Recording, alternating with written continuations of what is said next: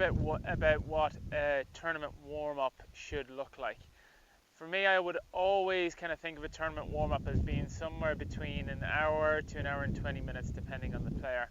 And remember, this kind of warm-up can be personalized completely for you and what you do in your golf swing and how you feel about your game. So this is just kind of a baseline to give you an idea about roughly what you should go through to prepare for a round of golf. Now, I always like to start a warm-up just in the gym with a quick stretch, kind of getting some muscles activating, doing some band work, and just some basic movements to kind of get you going before you actually start hitting balls. But for the purpose of this video, I'll link a proper warm-up below for getting your body activated. But this is all about what we're going to do on the range and on the chipping green. So our first port of call is going to be to the putting green, and we're going to get ready with the flat stick. So our putting warm-up is going to take about 20 to 25 minutes in total. Now, for me, I always like to start with just getting the basic mechanics right. For me, that involves just getting the alignment, getting the ball position, and getting my posture all correct. Now, some people like to use Visio mats. Some people use just what I have here, which is a basic setup using alignment sticks. It's completely up to you, but the whole purpose of this is just to get your fundamentals correct. So as I'm setting up to this ball, I'm really looking at just how the face matches up to the sticks, trying to make sure that my ball position is correct, and just trying to get the feeling of rolling a couple of putts in early doors. For me, that always gives me a good feeling to start off with. I know my basics are correct. I know I'm rolling the ball straight, and then I can crack on to something a little bit more random. Okay, so now we're starting to go a little bit more random. So I've obviously scattered the balls around the hole at close range. Close range can be between 3 and 8 feet. So I'm just trying to get my eye in from this kind of range, just to again continue to feel good about holding a few putts. Now, I don't need to be too strict on the routine, but I definitely want to start looking into kind of where the putt is breaking from, start to picture the speed that I'm looking at, and really try and get zoned into these kind of short putts and get used to holding a few early on. Once I've done 5 or 6 minutes of this and I've moved around the hole a couple of times to try some different breaks, then I'm ready to move on to some longer putts. Okay, so with the longer putts, I'm not actually going to use a hole here. What I'm going to do is I'm going to have 3 or 4 golf balls, and I'm going to just pick a spot in my mind's eye for the first ball. And the idea is that I want to kind of just get a feel for the speed on these. So I'm kind of removing a little bit of target. So I'm going to try and putt to the edge of where the grain changes color with this first putt. And let's see how close we can get on. So then once I've hit the first putt, that's going to be my marker. I'm going to try and repeat that putt a couple of times now in a row. So just again, trying to get a rough feel for what the green is rolling like, and trying to experience kind of slightly different breaks. And the way I'll do that is I'll start here, hit 4 balls down the green, then I'll turn around and hit 4 balls back up in the opposite direction. Then I'll start to go crisscross around the green as well. So again, a couple of minutes just doing this up and down in different directions using different slopes, but really just trying to dial in your speed and dial in your feel for what the greens are going to do. Okay, so the last section is starting to make this a little bit more like playing. So we're going to start to go through our full routine with the putting stroke.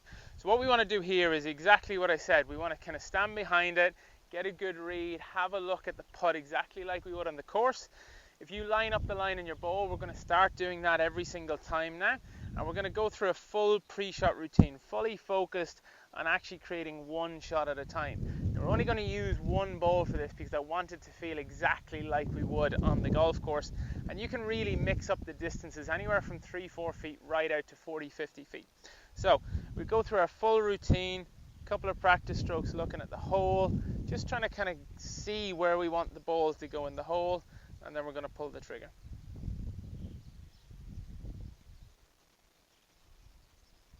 And as I said, we're going to go through this exactly like we did on the course.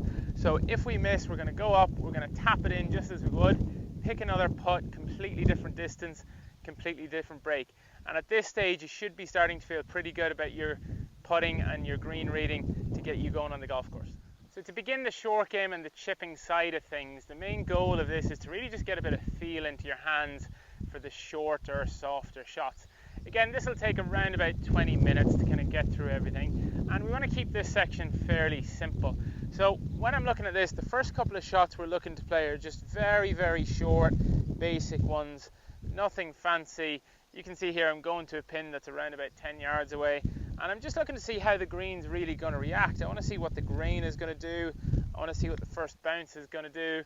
I'm just hitting little short chip shots out there, and I'll go through 5 or 6 of those just to kind of get that sense of feel or touch into my hands. Gradually what I'll start to do then is just make slightly longer swings. So I'll move now to the back flag, which is about 25 yards away. And again, this is where we just start to kind of include a little bit more hands, a little bit more height in the club. But again, a very basic pitch as far as difficulty is concerned. So I'm just bringing it up a little further, through a little further. And again, I'm really kind of paying attention to what the reaction is going to be like. How is the ball reacting on the green? What's it like off this surface? And then slowly I'll start to move into some more random shots. So towards the end of my 20 minutes, I want to hit a few shots from rough. I want to see what a buried lie will react like. I want to see how the ball is going to fall. So I like to throw a couple of balls into the rough and just see how they sit up and what I'm going to expect that day. And then last but not least, just hitting a few bunker shots. So again, just getting a feel for the texture of the sand. What's it like in terms of depth? How does the ball react out of this? And I'm not looking to cover every single shot, just a few of each one, just to get that little bit of touch, a little bit of feel into the hands, and then we should be ready for the long game. Okay, so last but not least, we're on to the long game.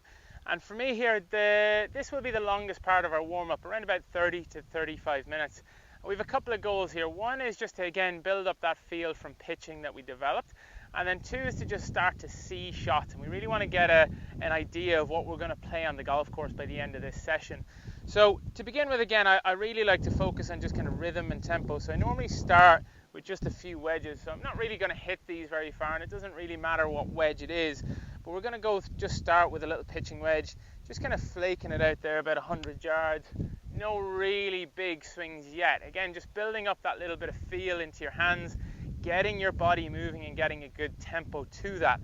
Now, once I've hit a few soft ones, I'll begin to start to bring out some slightly longer clubs. So starting to work into maybe an 8-iron, still within a short iron. And I'm going to also start to kind of check my basics. So things like alignment and ball position are all on the card. So we'll just stick an alignment stick down here just to get us going. And then what I want to do is just make sure that everything's in position. So again, just trying to feel whatever it is I'm working on. So if I'm working on the club being a bit more in front, I'll have my hands out a little bit more. And we're just starting to slowly build up the pace of things a little bit here. So as we get into 8-iron, just starting to hit the ball a little bit harder. And I'll kind of skip every couple of clubs. So I might go 8-iron, 6-iron, 4-iron, and then into a wood and maybe a driver. I'm not trying to hit every club in the bag. Just a couple with each, building up the tempo, moving around the targets club to club, and just really trying to get a feel for what I'm about to do on the golf course. Finally, before I finish my practice session, what I always love to do is basically play the golf course in my head. So I'll play the first 3 holes that I'm about to face on the range, and I'll start to move around target. So if the first hole is a par 4 and it's normally a driver 8-iron, I'll pick a fairway, I'll try and hit my driver onto that fairway. If I hit it well, I might hit a 9-iron. If I hit it badly, I might hit a 7-iron for my next shot. But I'm actually kind of picturing in my head what it's going to be like with a full routine to get into playing the golf course. Now, you'll only play 3 holes, so it's probably 8 to 9 shots depending on what layout the holes are to begin. But it's a great way of getting your mind ready and prepared for what you're about to face.